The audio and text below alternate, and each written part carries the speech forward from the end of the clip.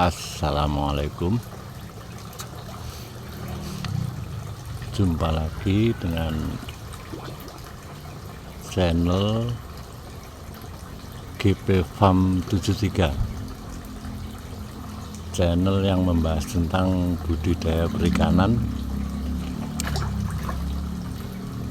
khususnya budidaya ikan nila, lebih khusus lagi yang fokus di sektor pembibitan atau pemijahan. Ini di depan saya ini kolam pemijahan saya.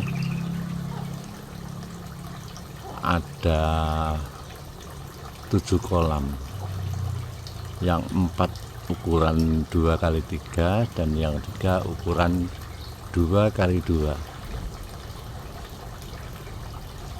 Yang ukuran 3x2 atau 2x3 ini untuk kolam pemijahan, sementara yang ukuran 2x2 untuk pendidikan pertama,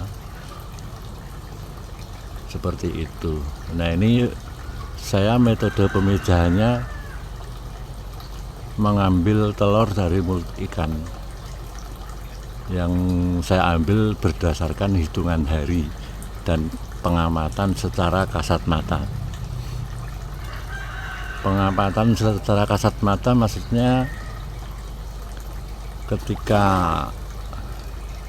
ikan diberikan makan dengan porsi yang sama seperti biasanya dan terlihat pelet kita banyak yang tersisa tidak termakan, ya, itu merupakan indikasi induk betinanya sedang mengerami telur. Karena ketika induk mengerami telur, dia harus berpuasa selama kurang lebih 14 hari. Nah, di hari-hari ke-10 atau ke-12 biasanya itu secara kasat mata. Kemudian secara hitungan hari biasanya saya mengambilnya setelah diambil terakhir itu di hari ke-10 paling cepat, paling lambat di hari ke-14. Nah, itu sudah bisa saya ambil telur dari mulut indukan betina. Dan di hari ke-12 atau ke-14 itu biasanya usia telur di mulut sudah cukup. Indikasinya dengan melihat warna telur yang sudah agak kecoklatan, yaitu berarti usia telurnya sudah matang. Karena kalau yang masih muda biasanya berwarna kuning.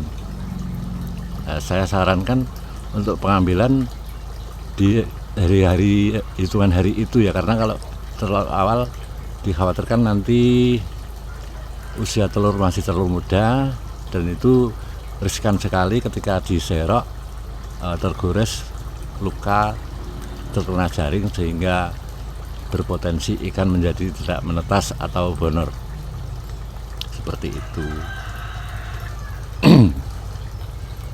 Sekarang kita akan melihat kondisi kolam saya. Ini menggunakan sistem sirkulasi tapi sangat sederhana, ya. Seperti ini, sangat sederhana. Ini pipa yang saya gunakan ini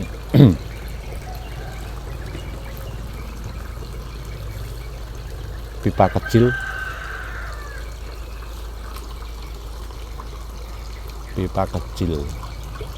jadi ini tidak, maaf ya agak goyang karena saya ngambil gambarnya sendirian. Ini pipa agak kecil, jadi dia tidak bisa maksimal menyedot kotoran dari dalam kolam, karena memang saya butuhkan adalah sirkulasinya.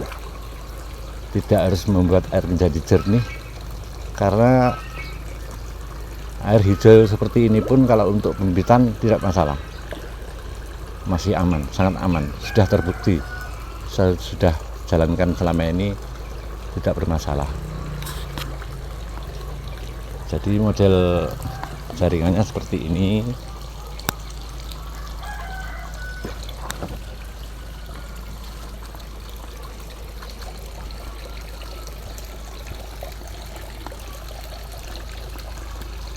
Melalui pipa paksil ini masuk ke chamber.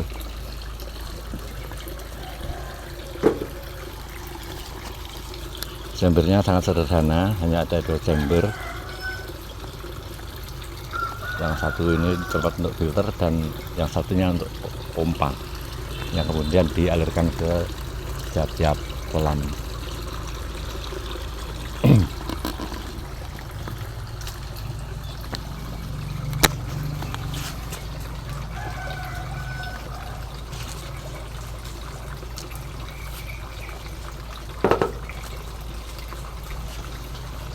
Jadi untuk kalau pengalaman saya ya, untuk para pembudidaya bibit-bitan khususnya tidak perlu apa namanya ya, kalau mau membuat jaringan sirkulasi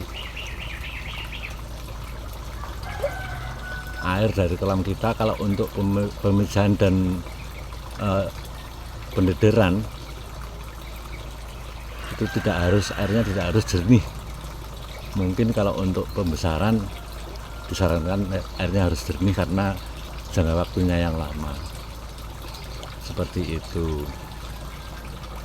Dan saya biasanya memindahkan burayak saya dari kolam ini ke pendederan ke berikutnya yang di kolam tanah. Kebetulan saya punya kolam tanah 2 petak yang saya bagi menjadi yang satu petak, satu lagi menjadi 4 kotak menggunakan waring apa hijau. Jadi biasanya saya pindah ke sana itu ukurannya masih seukuran pentol katembat atau pentol korek kayu,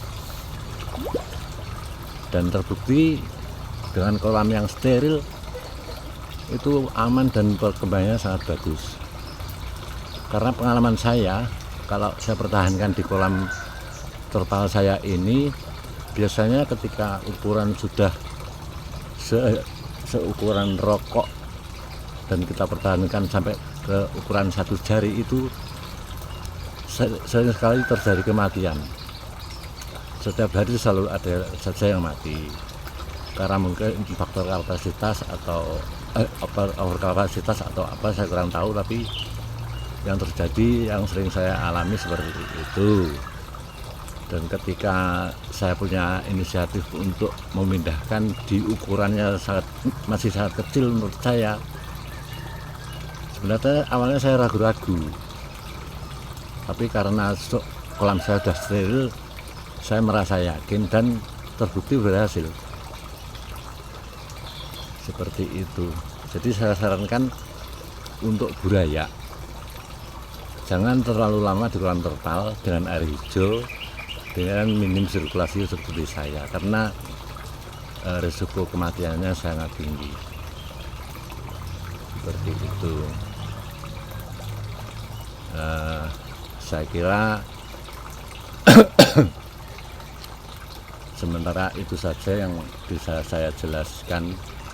Mudah-mudahan bermanfaat bagi kawan-kawan penggemar budidaya ikan nila, khususnya di sektor pembibitan.